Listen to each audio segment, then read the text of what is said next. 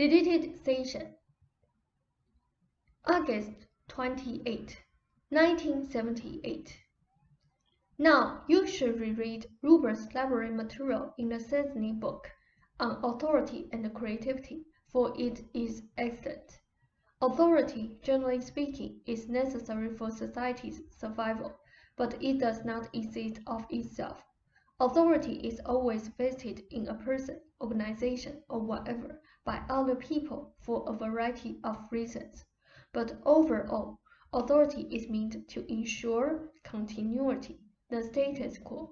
It will always be undermined by creativity and the search for another, newer version of reality. You both grew up under certain authorities, the personal authority of the parents, the greater authority, or ruler at least, of the church and the state. For you, the church had little authority, but the state is vested with authority that must uphold the composite idea of reality generally held. That particular authority of state, community, government is a conglomeration of religious, scientific, and cultural opinions that are taken more or less as fact. Around them are grouped the universities and academics, the social organizations, down to the PTA or the Lions Club. In a manner of speaking, the stability of that authority, however misguided, provided a relatively safe framework in which you could both grow into maturity. Many new versions of reality appear first in art or fiction, and in such a way new ideas are spread through a society, while no threatening advances are made upon the word of fact.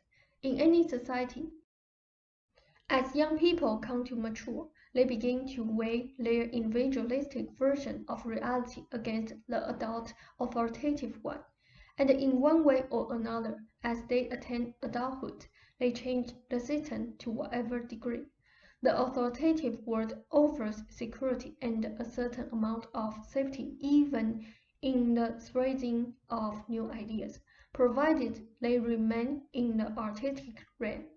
Most people settle for following authority, particularly in the professional aspects of their lives, the community affiliations, and so forth, while here and there insisting upon a kind of private creativity that does not threaten the larger beliefs of the structure. Fellowship is important even to the animals, and your species is highly social. To be ostracized, for example, is no small matter. That is why individuals with ideas counter to the system band together in groups of all kinds, whether or not their particular ideas happen to agree with the group with whom they become affiliated. At least, they are not alone. Often they form their own small authoritative structure. Within it, certain ideas predominate that are taboo outside. Academic people do like structures, and to some extent, mass learning experiences, of course, require them. At certain times, universities are avant-garde, and in other periods of history, they are instead highly conservative. Contacts with so-called authorities are good for both of you, so that you can see that such authorities are simply people. You expect more of them than you do others, because you are still blinded by the ideas of authority. Your friend Professor Crisis thought himself on the one hand very avant-garde to come here, and on the other he felt the need to protect himself. To maintain the stance of a professor, you should indeed have spoken more freely, but you also should have seen him simply as an individual, and not as a symbol of a school or a structure, or as a scientist. Now, when you freely communicate ideas that are threatening or frightening, or even strange to some extent, you are attacking the heart of the authoritative structure. You are telling it to change, when all of its instincts, you see, are to maintain stability, and in your country, at least, that stability has been large enough and flexible enough so that you are being financially rewarded, to whatever degree, for promoting ideas that run counter to the deepest beliefs of that system. When this happens, you become part of a creative surge. Enough people are interested, or the book would not be read, so emotion grows. Many of those people, however, in say business or professions, will automatically try to grasp the new ideas with one hand, while protecting themselves from any consequences with the other. I know these ideas seem crazy, but, or in the case of your professor, I collect my crazies, but those people are authentic. You can best help in such situations by treating each person as an individual. Do not expect too much. To expect too much is to grant authority a basic authority that it does not possess. Again, that library material fits in excellently here. The ideas that we are promoting would indeed change your society, and to some extent they are, for they are altering your readers' ideas about reality and challenging the concepts of science, religion, and to a lesser degree, of government itself. Again, you both intended this. You knew it would be difficult. You began before our sessions even, in your private lives before you met. Many individuals come into a world for the purpose of changing it for the better, and there is no more efficient way of doing that than by the promotion of ideas, for no exterior altered circumstances can ever be applied from without unless the inner foundations have been laid. You are in your ways conscientious persons. You would have ordinarily returned your stock to the earth in terms of children, and yet instead decided upon bringing forth a new birth of ideas, so that your extended family is the family of your readership. Those readers teach their children, and so you help create a new mental and psychic atmosphere that in physical terms will long outlast this life. Rupert disliked authority. He lived under the authority of welfare as well as the church. That dislike was to serve as an impetus, as it did, but the adult should see, the adult Rupert, that there is no authority in those terms. There is nothing to flight in those terms. The authorities are simply people doing their best to preserve a status quo, with which many are already dissatisfied.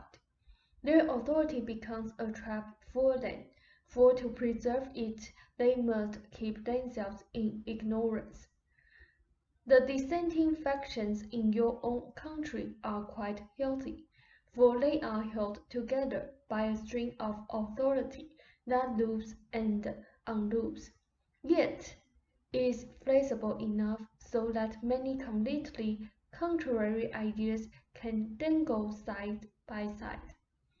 Religious authority, when completely exercised, can be disastrous, for it sets up an unyielding set of principles as absolute truth, and any dissension is considered dangerous.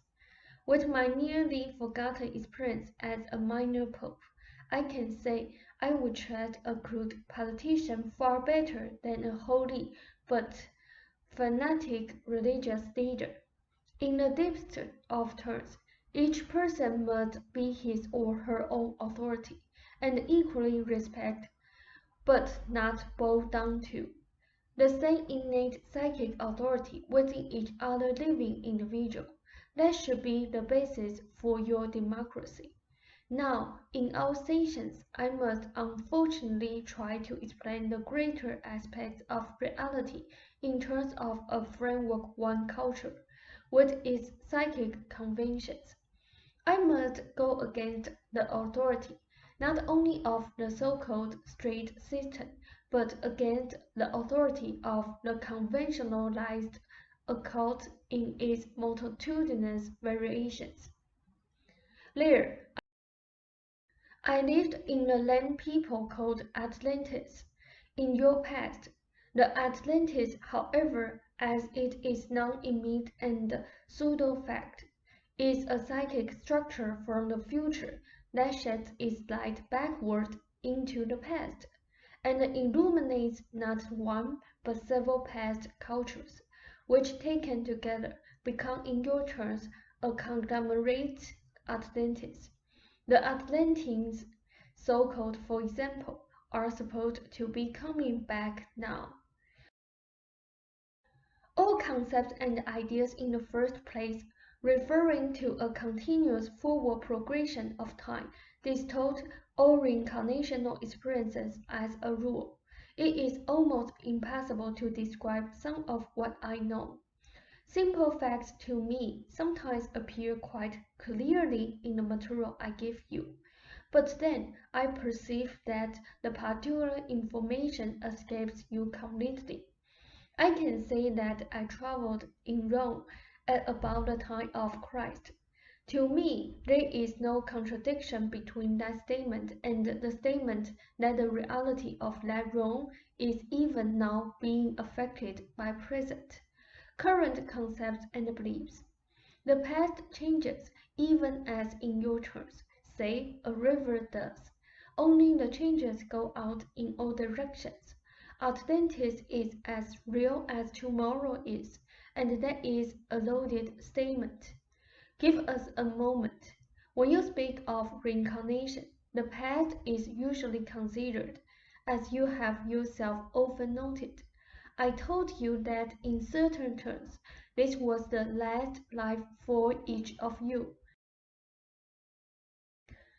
If all of your lives are looked at like a Ferris wheel, then this is the seat you are in when you get off, though some of the other boxes or seats may be labeled future or past. In certain terms then, the following a given line of probabilities. In future lives, you know the outcome of your work now, and you can also ask for advice from your future selves, who are very actively interested, since their reality is so involved with your own. If it were not for such facts, then again, in certain terms, these presentations would not be held. Whenever you come into difficulties, it is because you are still relying upon Framework 1's authority, in which normal cause and effect operates, in which problems are solved by exaggerating them, and in which magical changes or alterations are considered out of context to normal living. Magical changes happen all the time. Your very existence is proof of that, for it is a mystery to Framework 1's understanding. Framework 1 looks to time, and particularly the past, as authority. Rover's condition can change overnight, in literally dazzling improvements, if only the authority of Framework 1 is forgotten, as it is so often in your creative lives. I have said what I wanted to say. I will end the session, unless you have a question. Rob said, I guess not. Say said, then I bid you an authoritatively fond good evening. Rob said, thank you very much.